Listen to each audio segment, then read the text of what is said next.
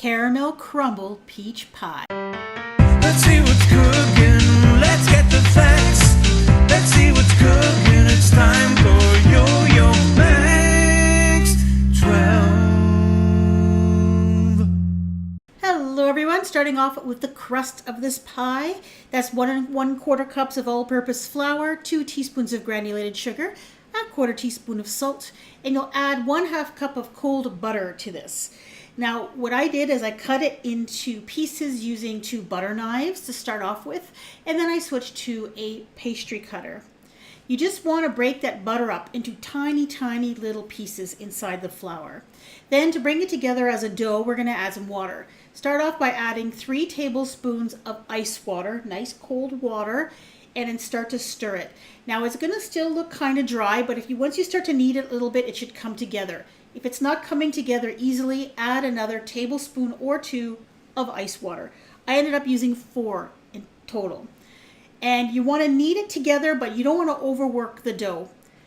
Wrap it in plastic wrap. I put it in a Ziploc bag and just put it in the fridge for about an hour. And onto the filling. That's 2.5 pounds of fresh peaches that have been sliced, about 4 cups in total. 1/4 teaspoon of cinnamon, 1/4 cup of cornstarch, and I also have in there about a cup's worth of chopped up canned pineapple because I had it in the fridge and I wanted to use it up.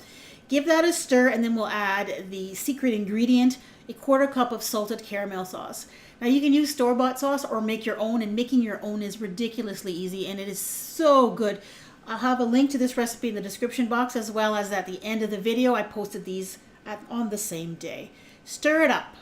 Now we need to roll out the pastry. The pastry has been cooled in the refrigerator. I'm using a pastry cloth and a cloth that covers my rolling pin. I bought these years and years ago. They are amazing and it will change the way you think about pastry. It just makes it so much easier to roll out your pastry. So check it out online for kitchen supply store. See if you can find a set for yourself. Now roll the pastry out just so that it'll fit into a 9-inch pie pan, and that pie pan is aluminum and it was actually belonged to my grandmother, so there have been hundreds and hundreds of pies baked in that pie pan. It's very special. Crimp the edges all the way around using the index finger of one hand and your thumb and finger from the other hand, just to make a lovely little edge. Pour in the filling, spread it out evenly, and then we're going to add the crumble topping. And here's how you make the topping. 3/4 cup of flour, 1/4 cup of white sugar, 1/4 cup of packed brown sugar, a dash of salt, 1/2 teaspoon of cinnamon, and you just stir that around until it's combined, and then you're going to add 6 tablespoons of butter. Use a butter knife to cut the butter into small pieces, and what I like to do when I make crumbles is after the pieces are small enough, I go in there with my fingers and I kind of just knead it into the flour just to make it nice and crumbly.